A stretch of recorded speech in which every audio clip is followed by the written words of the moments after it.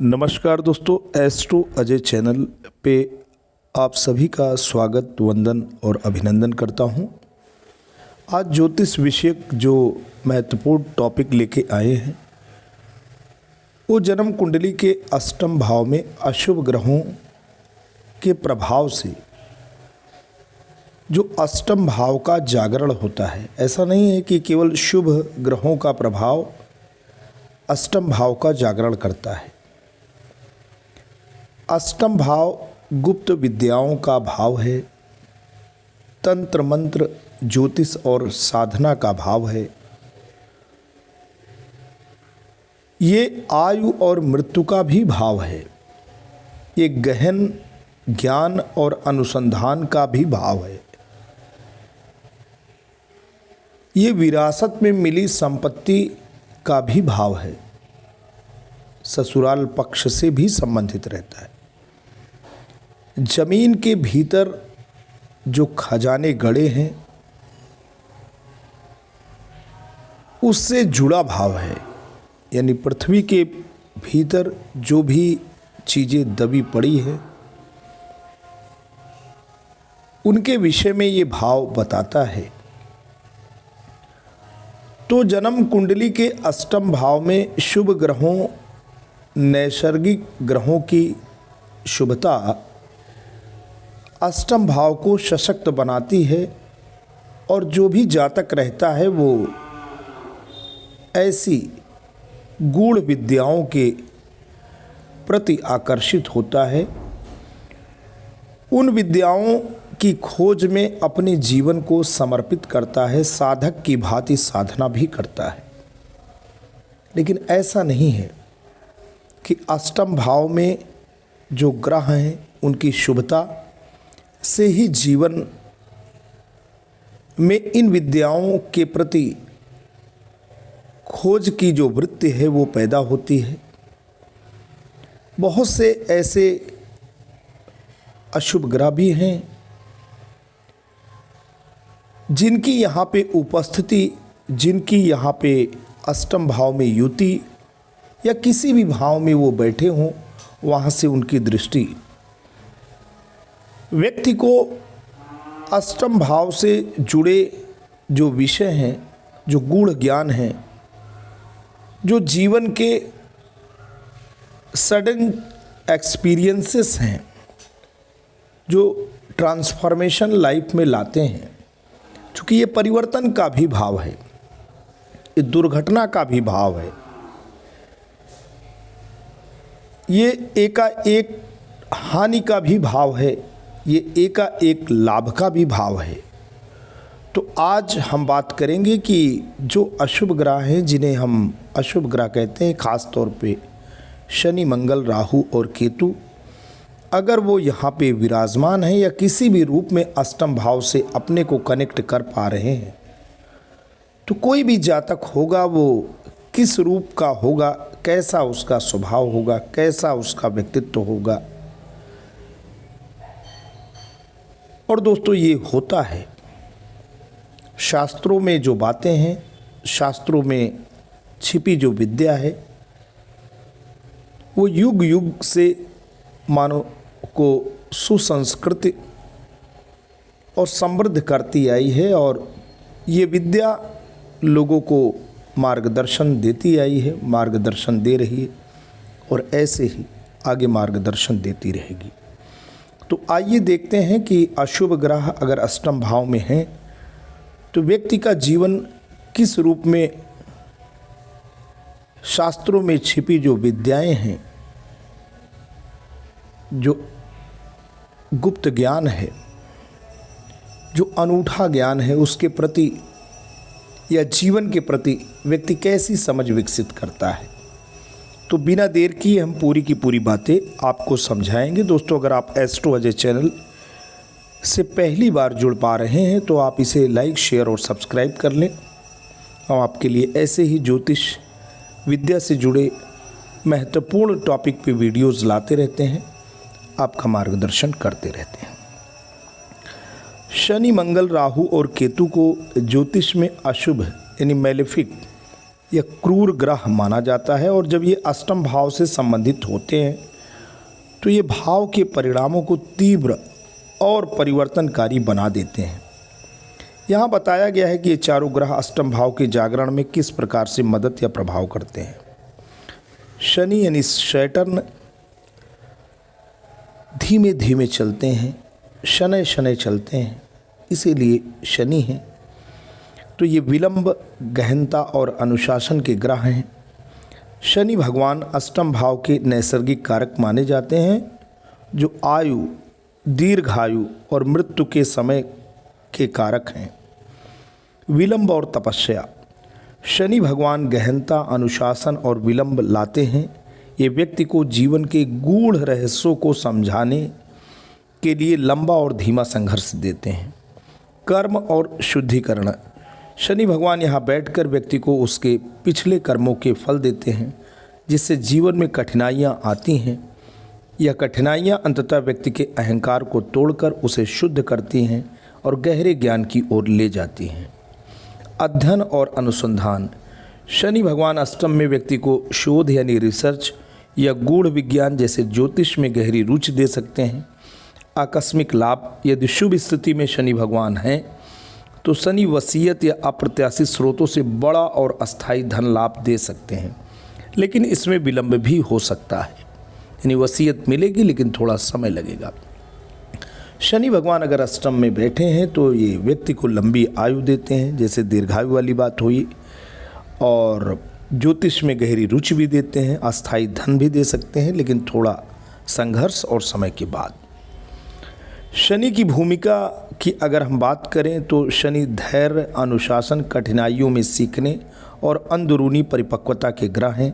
जब शनि अष्टम भाव या उसके स्वामी से संबंधित होते हैं तो व्यक्ति को जीवन के रहस्यमय गूढ़ और कर्मफल से सामना कराते हैं।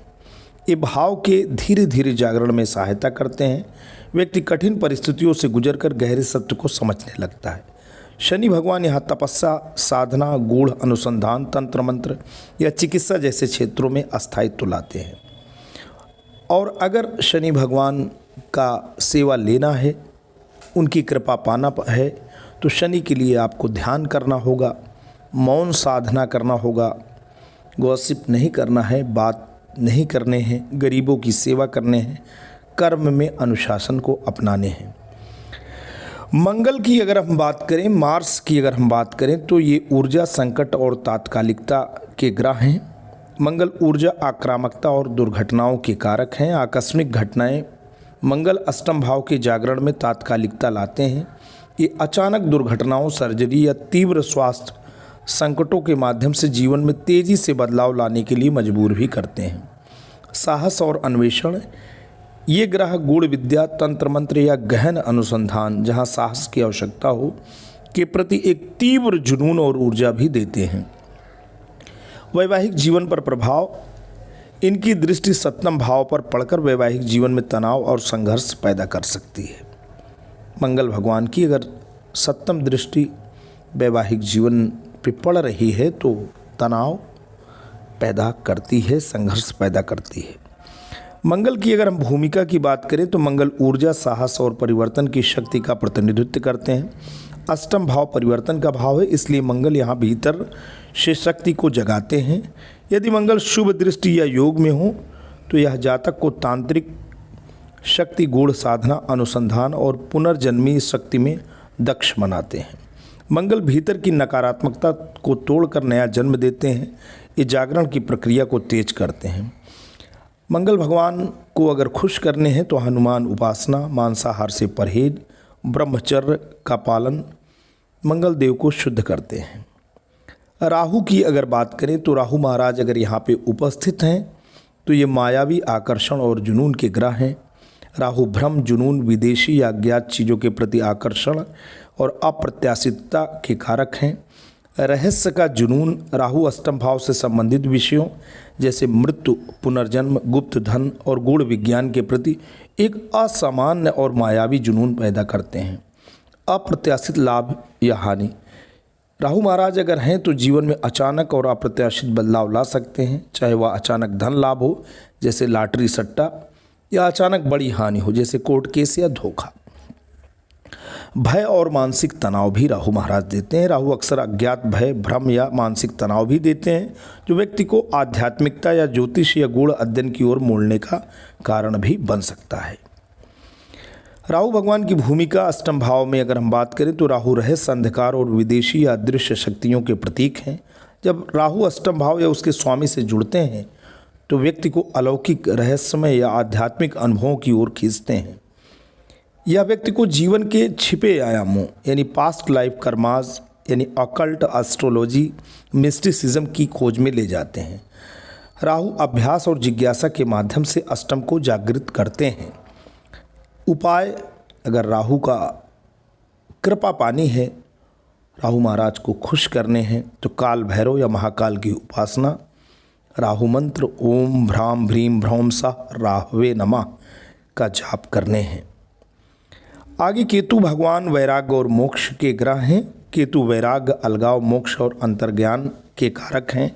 मोक्ष और अलगाव केतु अष्टम भाव के जागरण में सबसे अधिक आध्यात्मिक मदद करते हैं या उन चीज़ों से अलगाव पैदा करते हैं जो अष्टम भाव से जुड़ी हैं, जैसे ससुराल का धन, दीर्घायु की चिंता, जिससे व्यक्ति भौतिक सुखों से मुक्त होकर मोक्ष की ओर उन्मुख होता है। गहरा अंतर्ज्ञान, केतु गहरा अंतर्ज्ञान और चीज़ों को बिना तर्क के जानने की क्षमता देते हैं। यह व्यक्ति को गूढ़ विद्याओं में मास्टरी हासिल करने में मदद कर सकता है। अज्ञात रोग भी, यह ग्रह अचानक पहचान में न आने वाले रोगों या शारीरिक कष्टों के माध्यम से भी व्यक्ति को जागृत करते हैं, जिससे वह स्वास्थ्य के प्रति सचेत होता है। केतु भगवान की भूमिका की अगर हम बात करें तो केतु वैराग, मोक्ष और अंतर्ज्ञान की ग्रह हैं। अष्टम भाव या उससे संबंधित होने पर केतु आध्यात्मिक अनुभव, ध्यान, योग और रहस्य ज्ञान का द्वार खोल देते हैं। केतु यहाँ व्यक्ति को अहंकार से मुक्त करके उसे आत्म परिवर्तन और ध्यान की ओर ले जाते हैं। यह भाव के गूढ़ हिस्से को सबसे सूक्ष्म स्तर पर सक्रिय करते हैं। उपाय, केतु भगवान की कृपा पाने के लिए गणपति या भगवान भैरव की उपासना, मौन व्रत, ध्यान साधना आवश्यक है। सारांश अगर हम बात करें तो शनि भगवान को जगाने का तरीका क्या है? तप, कर्म और धैर्य, अस्थायी आध्यात्मिक ज्ञान आपको मिलेगा। मंगल भगवान को जो जागरण का तरीका है, संघर्ष और साहस, परिवर्तन और पुनर्जन्म की शक्ति मिलेगी। राहु भगवान को जगाने का तरीका रहस्य और जिज्ञासा है, आपको गूढ़ और अलौकिक ज्ञान मिलेगा। केतु भगवान को जगाने का तरीका वैराग्य और ध्यान है, मोक्ष और आत्म साक्षात्कार की प्राप्ति होगी। तो अष्टम भाव में मैंने शनि, मंगल, राहु और केतु चारों जो अशुभ ग्रह हैं उनको दृष्टिगत रखते हुए आपके पूरे के पूरे कॉन्सेप्ट को क्लियर कर दिया है। एक या दो कुंडली लेंगे, उनको हम बताएंगे कि किस रूप में अकल्ट साइंस में या जातकों का विशेष स्वभाव को निर्मित करने में इन अशुभ ग्रहों की भूमिका हो सकती है। ये जो कुंडली आपके सामने है ये कुंभ लग्न की कुंडली है, क्योंकि आप देख पा रहे हैं यहाँ पे 11 नंबर की राशि है और ये जो 10 नंबर की मकर और 11 कुंभ राशि के जो स्वामी हैं भगवान शनि हैं, ये कर्क राशि में छठे भाव में चले गए हैं। आप देख पा रहे हैं शनि भगवान की जो तीसरी दृष्टि है वो अष्टम भाव पे पड़ रही है। अब अगर आप देखें तो अष्टम भाव में राहु भगवान की उपस्थिति है। शनि भगवान तीसरी दृष्टि से उसे देख भी रहे हैं, उनकी भी उपस्थिति है। यहाँ पे चंद्रमा जो हैं वो क्षीण चंद्रमा हैं और शनि भगवान की जो दृष्टि है वो भी मन को पीड़ित कर रही है और राहु के साथ जो उनकी युति है वो अष्टम भाव में एक प्रकार से ग्रहण योग भी बन रहा है। तो अष्टम भाव में आप देख पा रहे हैं कि इस तरीके से ग्रहों की उपस्थिति है। आपने देखा यहाँ पे राहु महाराज हैं अष्टम भाव में, शनि अष्टम भाव को तीसरी दृष्टि से देख भी रहे हैं और इस रूप में अष्टम भाव पे जो अशुभ ग्रह हैं उनका दोस्तों प्रभाव है। मंगल की बात करें तो मंगल की जो दृष्टि होती है चौथी, सातवीं और आठवीं, तो मंगल का दृष्टि यहाँ पे देख सकते हैं 1, 2, 3, 4, 5। तो मंगल की दृष्टि यहाँ पे अष्टम भाव में दोस्तों नहीं पड़ रही है। और केतु भगवान की अगर हम बात करें तो ये तो एक्सिस पे ही है राहु और केतु, लेकिन अगर केतु का दृष्टि यहाँ पे देखा जाए तो केतु भगवान की यहाँ पे सप्तम दृष्टि केतु भगवान की इस अष्टम भाव पे पड़ रही है। राहु तो यहाँ पे बैठे ही हैं, ऑलरेडी बैठे हैं। तो इस रूप में आपने देखा कि कम से कम यहाँ पे अष्टम भाव में जो राहु महाराज हैं उनकी उपस्थिति है, शनि भगवान की भी उपस्थिति है। तो ये किसी न किसी रूप में व्यक्ति के अष्टम भाव के जागरण में अपने तौर तरीके से मदद करेंगे। अब दूसरी कुंडली यहाँ पे है, इसमें आप सभी ग्रहों का प्रभाव देख सकते हैं। यहाँ पे आप देख पा रहे हैं कि अष्टम भाव में केतु महाराज हैं, वैराग्य के ग्रह हैं, और शनि भगवान की यहाँ पे तीसरी दृष्टि पड़ रही है। लग्न में मंगल हैं, लग्न में मंगल हैं, तो मंगल की यहाँ पे अष्टम भाव पे आठवीं दृष्टि पड़ रही है।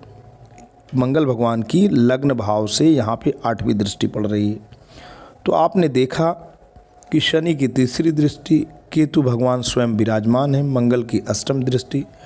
तो अशुभ जो ग्रह हैं उनका अष्टम पे प्रभाव दिख रहा है। और जो पहली कुंडली है वो एक ज्योतिषी की कुंडली है, और दूसरी जो कुंडली है वो एक ज़हीन इंसान की कुंडली है, जो तंत्र मंत्र ज्योतिष और गूढ़ विद्या के प्रति समर्पित इंसान है। तो आज आपको दो कुंडलियों के माध्यम से इस पूरे कंसेप्ट को आपको क्लियर कराया। वीडियो अच्छा लगा हो तो लाइक, शेयर और सब्सक्राइब करिएगा। आपसे जुड़ने की कोशिश कर रहे थे ज्योतिर्विद अजय प्रकाश दुबे जी। WhatsApp number 8423854664। किसी भी प्रकार के जीवन में मार्गदर्शन से संबंधित, ज्योतिषीय प्रश्न से संबंधित आप इस व्हाट्सएप नंबर से संपर्क कर सकते हैं। आपको निःशुल्क मार्गदर्शन दिया जाएगा। आपका नाम, जन्म तिथि, जन्म समय, AM PM, जन्म स्थान, इतना आप लिख करके भेजेंगे। इसी व्हाट्सएप नंबर पे आपको अपना मार्गदर्शन कराने के लिए एक सांकेतिक, एक टोकन मनी 51 रुपये कंसल्टेंसी के लिए रखी गई है। इसको भी आपको भेजना होगा ताकि आपकी संवेदनशीलता और जीवन से जुड़ने की और जीवन को समझने की जो जिज्ञासा है उसको शांत किया जा सके। आज के लिए इतना ही। जल्द आपके समक्ष नए वीडियो को लेकर पुनः हाजिर होते हैं। तब तक के लिए जय हिंद, वंदे मातरम।